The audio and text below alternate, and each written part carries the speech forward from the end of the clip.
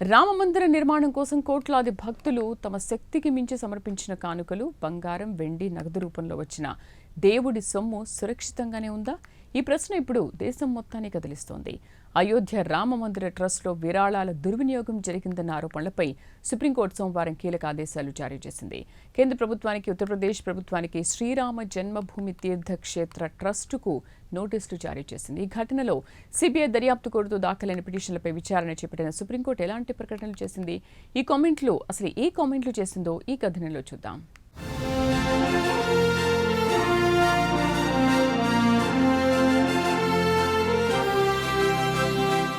అయోధ్య రామ మందిర ట్రస్టుకు వచ్చిన విరాళాల్లో అవకతవకలు జరిగాయన్న ఆరోపణలపై సిబిఐ దర్యాప్తు కోరుతూ దాఖలైన పలు పిటిషన్లపై సుప్రీంకోర్టు సోమవారం విచారణ జరిపింది.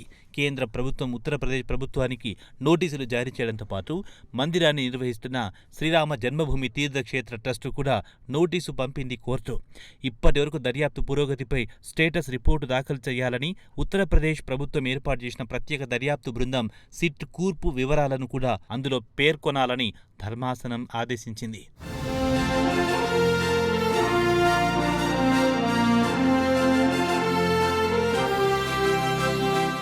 భారత ప్రధాన న్యాయమూర్తి సూర్యకాంత్, న్యాయమూర్తులు జాయ్ మాల్యా బాక్షి, వి మోహన్లతో కూడిన ధర్మాసనం ఈ పిటిషన్లపై విచారణ జరిపింది.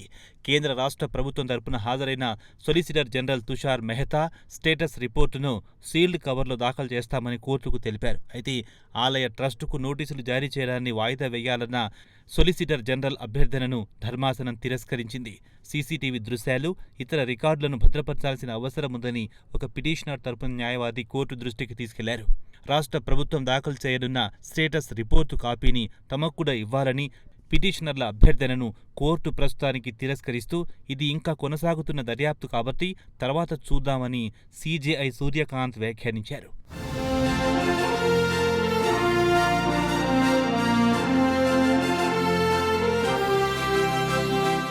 ఇక ఈ కేసులో మొత్తం 4 పిటిషన్లు దాఖలయ్యాయి.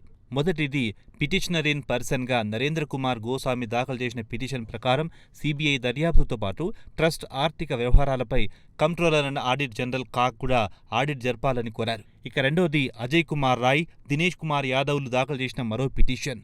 భక్తులు, దాతల ప్రయోజనాలు కాపాడేందుకు కేంద్ర రాష్ట్ర ట్రస్టు తగిన చర్యలు తీసుకోవాలని కోరుతూ నిధుల గల్లంతు ఆరోపణలు రుజువైనా కాకపోయినా ఈ వార్తలు రామ మందిర ఉద్యమానికి మద్దతిచ్చిన వారిలో తీవ్ర ఆందోళన రేకెత్తించాయని పేర్కొంది. అంటే ఇలాంటివి అస్సలు జరగడానికి వీల్లేదనే కాంటెక్స్ట్లో వారు పిటిషన్ దాఖలు చేశారు.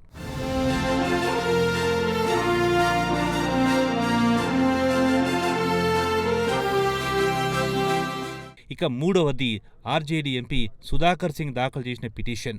సుప్రీంకోర్టు పర్యవేక్షణలో సిబిఐ దర్యాప్తుతో పాటు ట్రస్టు మొత్తం ఆర్థిక లావాదేవీలపై ఫోరెన్సిక్స్ ఆడిట్ జరపాలని ఈ పిటిషన్లో కోరారు. యూపీఐ లావాదేవీల రికార్డులు, డిజిటల్ లెడ్జర్లు, బ్యాంక్ స్టేట్మెంట్లతో సహా అన్ని ఆర్థిక పత్రాలను భద్రపరచాలని, సాక్ష్యాల విషయంలో ఎలాంటి ఆధారాలు తారుమారు కాకుండా చూడాలని ఈ పిటిషన్లో విజ్ఞప్తి చేశారు.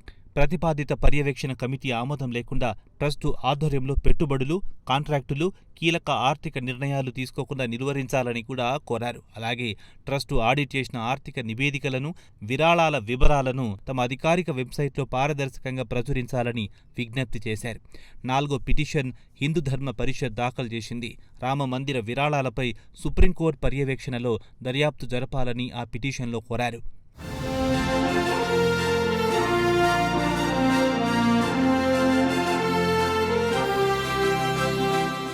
ఇక ఈ వివాదం జూన్ 7న తెరపైకొచ్చింది.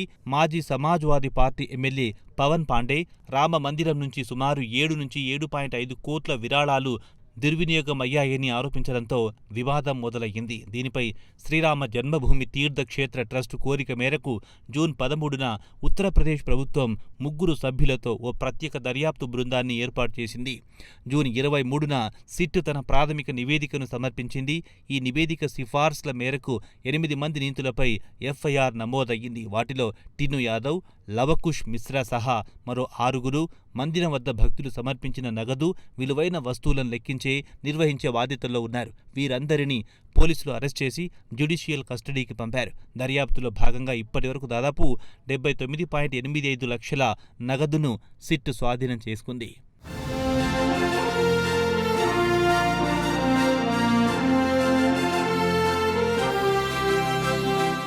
ఈ వ్యవహారంపై ఇప్పటికే అలహాబాద్ హైకోర్టులో కూడా పిటిషన్లు దాఖలయ్యాయి. అయితే సుప్రీంకోర్టులో ఇదే అంశంపై విచారణ జరుగుతున్న నేపథ్యంలో సమాంతర విచారణ నివారించేందుకే ఆ పిటిషన్లను హైకోర్టు విచారణకు స్వీకరించలేదు. అంతకుముందు పాక్షిక కోర్టు పని దినాల సమయంలో ఈ పిటిషన్లను అత్యవసరంగా విచారించాలన్న అభ్యర్థనను కూడా సుప్రీంకోర్టు తిరస్కరించింది. హిందువుల శ్రద్ధాభక్తులతో ముడిపడిన ఈ వ్యవహారంపై ఇప్పుడు దేశ అత్యున్నత న్యాయస్థానమే స్వయంగా దృష్టి సారించడం విశేషం. కేంద్రం, రాష్ట్రం, ట్రస్టు ఇలా ముగ్గురి నుంచి సమాధానాలు కోరిన సుప్రీంకోర్టు తదుపరి విచారణలో ఏం ఆదేశిస్తుంది అన్నదే ఇప్పుడు ఆసక్తిగా మారింది.